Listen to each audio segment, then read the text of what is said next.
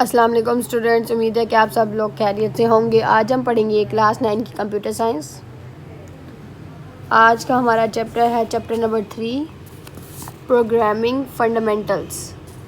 आज हमने प्रोग्रामिंग पढ़नी है, HTML, array, condition statements, colour, border, keywords वगैरह, ये इसके अंदर सारा कुछ है। इसके अंदर जो स्टाइलिंग वगैरह होती है, डिज़ाइनिंग होती है कंप्यूटर के अंदर, प्रोग्रामिंग होती है, इस वगैरह के बारे में आज हम पढ़ेंगे। चलते हैं हम एक्सरसाइज की तरफ।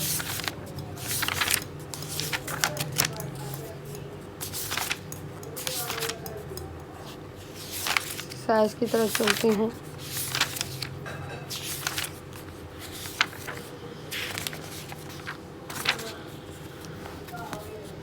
ये हम आ गए एक्सरसाइज की तरफ। अब चलते हैं हम शॉर्ट क्वेश्चन आंसर्स की तरफ। Give short answers to the following short response questions. First question है contrast between website and web application. हमने वेबसाइट और वेब एप्लीकेशन में क्या बताना है, कॉन्ट्रास्ट बताना है, मतलब इनमें डिफरेंशिएट बताना है। A document which exist and is accessible through internet in a web page, well a set of web page is term as website. एक किसी भी वेब पेज पे हम कोई सेट बनाते हैं, कोई भी एक्सेसिबल कोई भी चीज़ बनाते हैं, तो उसे वेब पेज कहा जाता है। इंटरनेट की मदद से उसे वेबसाइट कहा जाता है, वेबसाइट। अब a computer program which execute task view web browser and internet connection remotely access in server is called web application। वहाँ पे हम कहते हैं कि वेब हम पेज बनाते हैं, वेब पेज पे अगर हम कोई चीज़ ड्रॉ करते हैं, कोई सेट बनाते हैं, तो उसे वेबसाइट कहा जाता है। और फिर हम कहते हैं कि अगर कोई नीचे हमारे पास कोई सर्वर और इंटरनेट कनेक्शन यूज़ होकर कोई भी कोड बनता है, कोई भी सेट बनता है, तो वो वेब एप्लीकेशन है। सेकेंड क्वेश्चन हमारे पास, what is href refers to and how to use it. Href क्या होता है? हर्फ होता है हमारे पास hyper reference. Hyper reference refer to the address along with the path and link text is for user information. हमारे पास जो हाइपर एड्रेस होता है वो क्या होता है? वो लिंक टेक्स्ट होता है। वो हम किसी की भी लिंक देते हैं, किसी भी इंफॉर्मेशन की लिंक डालते हैं। हर्फ यूज विद एंकर टैग। इसका टैग जो है हमारे पास ये है, हर्फ इज इक्वल टू, उसके बाद comma URL, where URL is the address of any website and when we click on that link the website will be open। कोई भी लिंक जो हम किसी को भी भेजते हैं, आपको पता होगा, आपको व्हाट्सएप पे भेजा जाता है, इंस्टा, यूट्यूब, किसी में भी आपको लिंक दिया जाता है कि आप इस लिंक को क्लिक करें तो आपके पास ये ऐप खुल जाएगी। तो आप लिंक को दबाते हैं, लिंक को टच करते हैं तो ऐप खुल जाती है। तो हर्फ वो है हमारे पास हाइपर रेफरेंस, कि कोई भी ऐसा लिंक जिसे क्लिक करो तो दूसरी ऐप खुल जाए, ओपन वेबसाइट खुल जाए। थर्ड क्वेश्चन है, unlist the optional parameters to open a web page. उसके बाद आ जाते हैं ऑप्शनल। हमने ऑप्शनल पैरामीटर्स बतानी है। ऑप्शनल पैरामीटर्स में हमारे पास है टारगेट, रेफरर, उसके बाद है user agent, cookies, headers.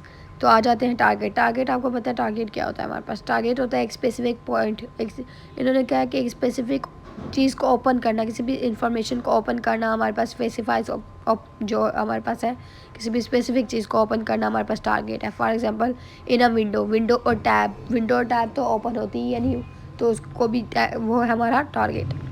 Refer क्या होता है? कोई भी लिंक जिसकी मदद से आप दूसरी तरफ जा सकते हैं, आप दूसरी ऐप को, दूसरी वेबसाइट खोल सकते हैं, पेज ओपन कर सकते हैं, कुछ भी। यूज़र एजेंट क्या है? हमारे पास कोई भी ब्राउज़र, कोई भी डिवाइस मेकिंग हम बनाते हैं तो उसे आइडेंटिफाई करने के लिए। कुकीज़ हमारे पास क्या होती है? कोई भी हम किसी को सेंड करते हैं, किसी भी रिक्वेस्ट को वो करते हैं, अलाउ करते हैं कि वो हमें वो कर दे, रिक्वेस्ट भेज दे। कस्टम HTTP हेडर जो हमारे पास होता है ना, वो सबसे पहली चीज़ होती है, क्योंकि ऑप्शनल में मैंने आपको बताया था कि ये सबसे फर्स्ट पे आता है। तो ये हमें क्या करता है कि इससे रिक्वेस्ट सेंड करता है दूसरों को। हेडर क्या करता है? रिक्वेस्ट सेंड करता है HTTP की। Target specifies where to open the URL in a new window और tab. Referer indicate the URL of the page that link to the resources. User agent identifies the browser or device making the request. Cookies allow sending cookies along with the request. Headers, custom HTTP headers that can be sent with the request. Fourth question हमारे पास, list out the frequent tags used in text of a web page and what are they used for। हमारे पास अब tag pair आ गए हैं। Tag pair हमने बताने हैं और उसके टास्क बताने हैं कि टैग पेयर क्या है और वो यूज़ क्यों होते हैं। तो हमारे पास सबसे पहले है पी हमारे पास पैराग्राफ या सेंटेंस के लिए यूज़ होता है। उसके बाद है बी हमारे पास करैक्टर को बोल्ड करने के लिए। करैक्टर जो होता है कोई भी अल्फ़ाबेट्स होते हैं उसको बड़ा करने के लिए होता है। कोई भी करैक्टर होता है, कोई भी चीज़ उसको बड़ा करने के लिए होता है। उसके बाद हमारे पास आई जो होता है वो हमारे टेक्स्ट को इटैलिक्स वर्ड्स में चेंज करने के लिए होता है, शो करने के लिए होता है। ई एम क्या होता है? एम्फसाइज करने के लिए होता है। हमें जब हमें ज़रूरत होती है, when you need to emphasize a word, जब हमें वर्ड को एम्फसाइज करने की ज़रूरत होती है तो वो करता है, बट विद इटैलिक्स के लफ्ज़ पर। एस यू पी क्या होता है? सुपरस्क्रिप्ट। हेल्पफुल होता है हमें फार्मूलों पे और फुट नोट्स में। SUB सब होता है, सबस्क्रिप्ट वो हेल्पफुल होता है, वो भी फार्मूलों पे होता है, वो दोनों चीज़ फार्मूले पे ही होती है। यू होता है अंडरलाइन करते हैं हम टेक्स्ट को जब अंडरलाइन करते हैं। स्मॉल हमारे पास क्या होता है? स्मॉलर टेक्स्ट साइज, हम उसके टेक्स्ट साइज को स्मॉलर कर सकते हैं। 5th क्वेश्चन है, explain the role of body tag pair in a document. The main part of the HTML is the body. All the main primary parts of the documents are arranged in the body. जब भी हम कोई बड़ी HTML लिखते हैं, ज़्यादा main part उसका होता है, उसके मेन पार्ट जो है वो बॉडी। और जब भी हम कोई ज़्यादा चीज़ें लिखते हैं तो हम उसे एक बॉडी की शक्ल देते हैं। तो हमने जो भी टैग्स लिखने होते हैं वो बॉडी टैग में हम लिखते हैं, उसे बॉडी टैग में अरेंज करते हैं। 6th है, how the event based code is use to JavaScript क्या होती है? हमारे पास JavaScript alert is the commonly use functional that JavaScript provide to inform user about the result in this action of the notification.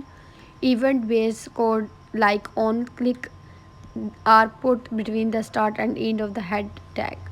JavaScript हमारे पास वो होती है जो हमें रिजल्ट के बारे में बताती है, नोटिफिकेशंस के बारे में बताती है, अलर्ट करती है, जो इन्फॉर्मेशन प्रोवाइड होती है उसके बारे में हमें बताती है। Question number 7 है, infer about the external CSS. Where are external CSS generally used? A file with extension CSS can be made and all relevant CSS code according to your scheme can be present there.